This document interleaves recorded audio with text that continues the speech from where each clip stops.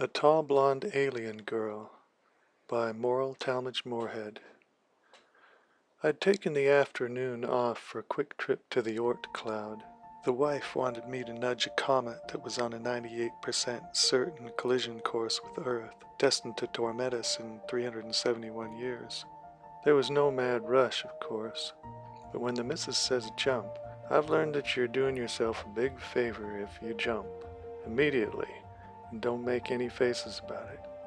I took the king's smallest Vimana and kept a leisurely pace, humming towards the periphery of the solar system. Made it through several rounds of yoga before the AI sensors jarred me loose, yammering about how we'd passed all the usual potholes and planets and reached the Oort cloud.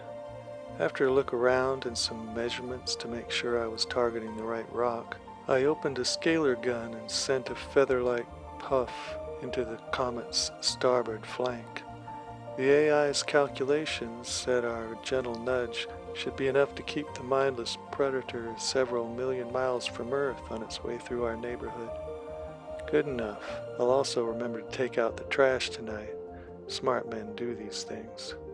And I'm flat out brilliant, if I say so myself.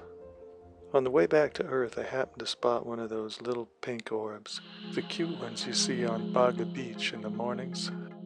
The blondes stay in some phase-shifted netherworld when they travel, so their orbs are all you're apt to ever see of them. Since there are always 40,000 people on the beach humming Om to get the blonde's attention, I'd never spoken to one. Now seemed like the perfect time to give it a go. Dumb men do these things, as I was about to find out. I looked out at the pink sphere floating beneath one of the longer teeth hanging from Saturn's rings and said, "Hi there," on every frequency and every code, including a reverse-engineered E8 simulation code I'd been working on. The orb came closer. "I'd like to ask you a few questions if I could," I said. The screen glowed pink with the orb and distant stars behind, but somehow floating in front of me now was a blonde-headed woman, visible from the chest up. She looked about 19, but blondes live quite a while, we're told, so she could have been twice my age. "You got a pair," she said and smiled, "cruising out here all by yourself in that rickety little thing?" I looked at my gauges, all flat, which meant she was in my head. We've all heard of such things, of course, but you can't really believe them until they happen to you. "How are you doing this?" I asked. "I mean, how can I see you when my instruments can't?" "You're gonna want to speak up, Indy. Saturn's churning and I can barely hear you." I felt pleased that someone so advanced would recognize my nationality. I smiled politely and raised my voice. "Is this any better, ma'am?" "Yes, much." Her eyes went from the top of my head down to my navel and back up again to rest on my forehead. She didn't say it, but I could tell she thought I looked old. "What's on your mind?" I was feeling bold, so I didn't speak the words. I slowed my breathing, crossed my legs, and silently projected my thoughts to her at high volume. "It's my understanding that you people have brought several religions into existence on Earth. Can you—" "Whoa," she interrupted. "You're gonna do that?" Her face lit up with delight. "I've never heard an Earthling project his thoughts. I'll concentrate." She closed her eyes, knit her brow. "Okay, bring it, India." "Can you tell me why the tall blonde people have brought these various religions into my world? They're contradictory and seem to cause division." She opened her eyes. "Oh, my spleen! You've been messing with the Oort cloud." She shook her head at me. "Tell me what you did out there." "I nudged a comet, ma'am. My wife said it was going to hit—" "What comet? Give me some coordinates. I need to get there fast." Her eyes were steaming, but she hadn't raised her voice.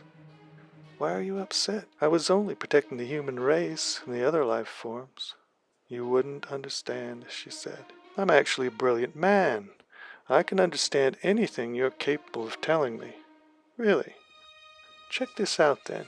Her image faded behind a scrolling dark gray screen that glowed with bright green numbers and symbols. The gist involved gravity and electricity, but it was moving too fast for me to keep up. "Okay, you've humbled me. I can't keep pace with your gravity theory. But would it be possible to give me the broad concepts in my native tongue? She grinned smugly as the sheet with the green symbols faded and scrolled away. The universe is both electric and sentient, she said. We believe she makes the big decisions, such as when it's time for a species to experience a genetic pinch, or when it's time to ratchet up their code of intelligence. And no one on Earth is allowed to protect themselves from the universe, I suppose. Don't be flippant. You'll have to find another way. None of us can move heavenly bodies without making matters worse. The balance is complex beyond anything imaginable, let alone calculable. The universe has her reasons. If I tell you how to find a comet, will you answer my question about religion? She put a flat, rectangular piece of something pink into her mouth and chewed it several times, staring at me blankly. Then she looked down towards my feet. Yeah, okay, Manish. I'll come clean if you will. I felt myself blushing. She'd reached into my head and found my name, no telling what else. I instructed my AI to send her the coordinates with the video records and the readouts from the scalers. Immediately the tall blonde girl vanished from my cabin. Then her pink orb zipped off the right edge of my screen. I'd been played. I felt much more let down than seemed reasonable. I didn't know her after all. She shouldn't mean anything to me, really. But when someone's been inside your head, it feels as if your souls have touched. When they leave without saying goodbye, it hurts, as though they've judged you worthless after seeing you quite clearly. How would I ever explain any of this to Chai? I was about to put my tail between my legs and go home when the pink orbs showed up on my screen again, and the tall blonde girl reappeared before me. My heart beat a little too happily. I think I saved us both a lot of grief, she said, but not my great-grandchildren. Or their children. Listen, she said, you can be around to help them. You've got 731 years before that chunk of rock hits your planet. With some mesenchymal stem cells and astragalus, you could be alive and strong when it touches down. Get your people underwater, build a geopolymer dome at the bottom of a trench, a deep one, or use the underground hideouts on the moon, the ones on the lower levels where the crust blocks the solar winds. Heaven knows you people don't need any more mutations. Hoard all the original DNA you can find, especially plants. Put as many seeds in stasis as you possibly can. That's all easy for her to say. I'll be lucky to avoid sleeping on the port with my dog Giggles. I don't suppose you could help me with any of this, could you? I asked, trying not to whine. Her eyebrows went up. Oh my goodness, she put a hand over her heart. I was just putting things back the way they were. I didn't expect to feel responsible for you. Her eyes went wide in the distance above my head. Will you help me then? I whispered. She filled her chest with air, and her eyes snapped back into focus on me. Yes, of course I'll help you. That's wonderful. I felt a warm affection as if we were old friends. The most important thing is simple, ma'am. But what's your name, if I may ask? Why would you ask? You couldn't comprehend it if I told you. Forgive me.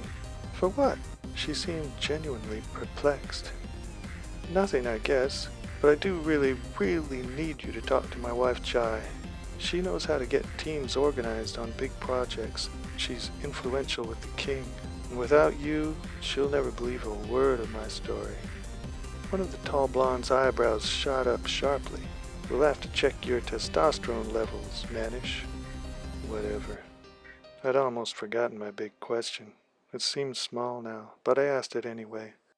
So why did your people— She cut me off. Promote conflicting fundamentalist religions on Earth. She lowered her voice.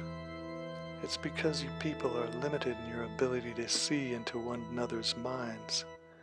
You don't communicate in the usual manner of intelligent beings without the possibility of lying.